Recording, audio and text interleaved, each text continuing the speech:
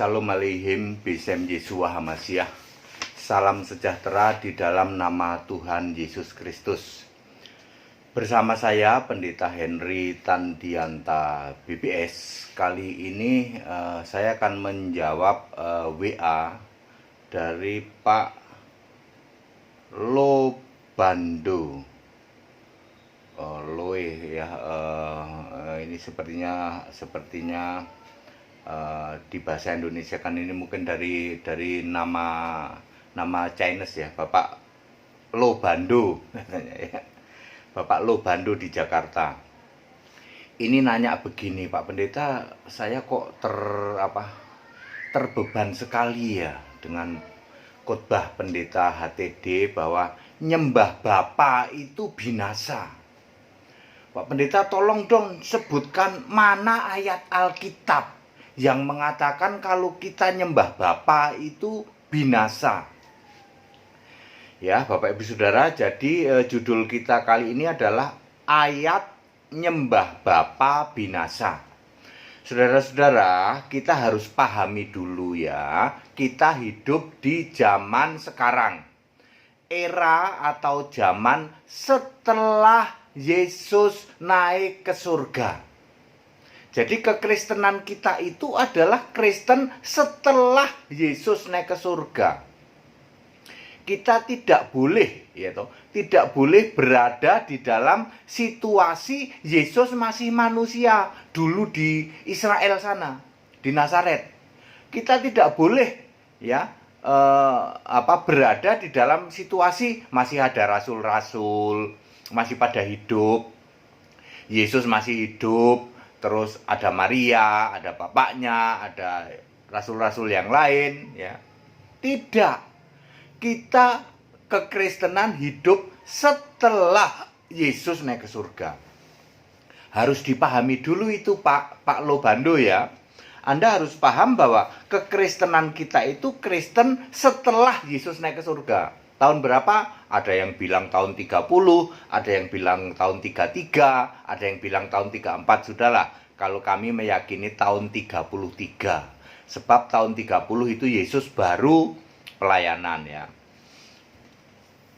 Jadi saudara-saudara, kita harus sadari bahwa kekristenan kita adalah setelah Yesus naik ke surga. Nah, jadi kita harus mengimani ayat-ayat setelah Yesus naik ke surga, Pak Lobando. Gitu. Kalau Bapak mengimani ayat-ayat sebelum Yesus naik ke surga, maka tabrakan. Ya, maka tabrakan terus ya.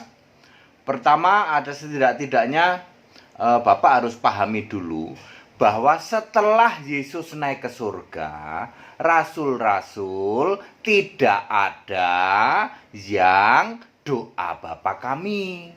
Bapak harus sadari ini. Ya, rasul-rasul memang dulu disuruh doa Bapa kami ketika Yesus hidup. Ketika Yesus sudah naik ke surga, rasul-rasul nggak ada yang doa Bapa kami, tetapi doa itu langsung ke Yesus. Buktinya di dalam Kisah Para Rasul 4 ayat 29 sampai 31. Doa pada Tuhan Yesus ya, karena dia mengikuti petunjuk atau arahan dari Yesus di dalam Yohanes 16 ayat 26. Memang disuruh doa langsung pada Yesus. Yohanes 16 ayat 26. Ya. Ya, lah kalau Anda terus bilang, "Lah, tapi kan ada ayat lain dulu." Kan saya bilang kita hidup setelah Yesus naik ke surga. Nanti kalau Bapak kembali ke masa lalu ya, silakan sana ke Yahudi. Ya, ke Yahudi, Yesusnya ada di situ. Maka Anda pakai doa Bapa kami, ya. Kan Yesus sudah naik ke surga, maka rasul-rasul langsung doa kepada Yesus sesuai dengan arahan Yesus di dalam Yohanes 16 ayat 26. Maka rasul-rasul melakukannya di dalam Kisah 4 ayat 29 sampai 31. Anda tidak bisa tolak. Ya. Pak Lobando, demikian pula para rasul ini yang disembah itu Yesus, bukan Bapa. Kalau dulu kan Bapa ya, setelah Yesus naik surga ya, yang disembah jadinya Yesus. Kisah 4 ayat 24, Tuhan, Engkaulah pencipta langit dan bumi, laut dan segala isinya. Siapa Tuhan yang dimaksud? Ya Tuhan Yesus. bukan lagi Allah Bapa, bukan lagi begitu. Allah Bapa, Engkaulah pencipta, bukan, tapi Tuhan, gitu, Tuhan Yesus. Kemudian para rasul juga baptisannya dalam nama Yesus. Kisah 10 ayat 48. Nggak ada lagi yang baptisan Bapa, Anak, Roh Kudus. Lah kalau Anda tolak kan lucu. Anda hidup di zaman setelah Yesus naik ke surga. Rasul-rasul sudah memberi contoh, sudah memberi teladan. Lah kok Anda tolak? Terus Anda merasa lebih pinter dari rasul-rasul gitu. Rasul-rasul itu salah semua tuh. Dia kok merubah-rubah perintah Yesus. Anda kan tidak paham. Anda yang tidak paham, yang disalahin rasul. Kan lucu. Ya, kita ikutin rasul. Kami mengikuti teladan rasul-rasul. Rasul-rasul ngerti. Dia pernah hidup bersama Yesus. Waktu Yesus jadi manusia, dia mengalami Yesus 40 hari. Dia juga menjadi saksi Yesus naik ke surga. Jadi dia paham. Lah kita kan nggak lihat Yesus. Kita hidup di era Yesus setelah naik ke surga. Maka ikuti para rasul saja, Pak Lo Bando ya. Kisah 4 ayat 29 sampai 31, doa kepada Yesus, tidak lagi doa Bapa kami. Kisah 4 ayat 24, yang disembah Yesus, tidak lagi nyembah Bapa. Kisah 10 ayat 48, baptisan dalam nama Yesus, tidak lagi Bapa, Anak, Roh Kudus. Nah, setelah ini kita pahami, Yesus itu 100% Allah. 1 Yohanes 5 ayat 20, Yesus Allah. Kisah 10 ayat 15, Yesus juga berkata Allah. Ya, apa yang dinyatakan halal oleh Allah. Ya. Wahyu 21 ayat 7, aku jadi Allah dan dia jadi anakku. Itu perkataan Yesus. Jadi Yesus itu sekarang Allah. Nah, dengan berdasarkan ini, Bapak harus mau menerima kenyataan bahwa nyembah Bapa justru binasa. Karena ayat Alkitab itu sangat firm, sangat detail, dia tahu mana konteks waktunya. Kalau Anda nyembah Bapa ya harus kembali ke zaman Yesus jadi manusia. Rasul-rasul nggak ada lagi yang nyembah Bapa setelah Yesus naik ke surga. Rasul-rasul mengalami itu, ya zaman Yesus manusia, Yesus 40 hari menampakkan diri, Yesus naik ke surga jadi Allah. Lah kita yang nggak mengalami kok mau lebih hebat dari rasul-rasul, ya nggak bisa ya. Mana bukti ayat nyembah Bapa binasa? 1. Yohanes 8 ayat 24. Jika kamu tidak percaya bahwa akulah dia, akulah Allah, akulah Bapa, ya, maka kamu akan mati dalam dosamu. Mati dalam dosamu itu artinya Anda berdosa. Kalau Anda mati dalam kemelaratanmu, ya Anda melarat. Mati dalam kebodohanmu, ya Anda bodoh. Ya, saat mati Anda bodoh. Ya, mati dalam dosamu, ya saat mati kamu dosa. Makanya orang yang mati dalam dosa masuk ke alam maut, nggak mungkin masuk ke Firdaus. Ayat nomor 2 Yohanes 8 ayat 28.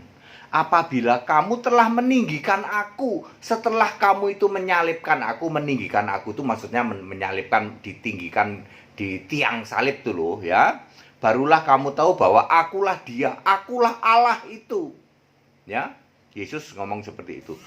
Nomor 3, Yohanes 8 ayat 34. Setiap orang yang berbuat dosa adalah hamba dosa. Maka kalau Anda mati dalam dosamu, Anda jadi hamba dosa. Siapakah sih bosnya dosa? Bosnya kuasa dosa? Iblis. Ya, iblis ya toh.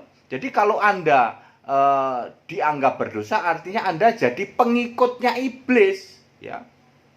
Maka berlaku juga Yohanes 8 ayat 44. Iblis yang jadi bapamu.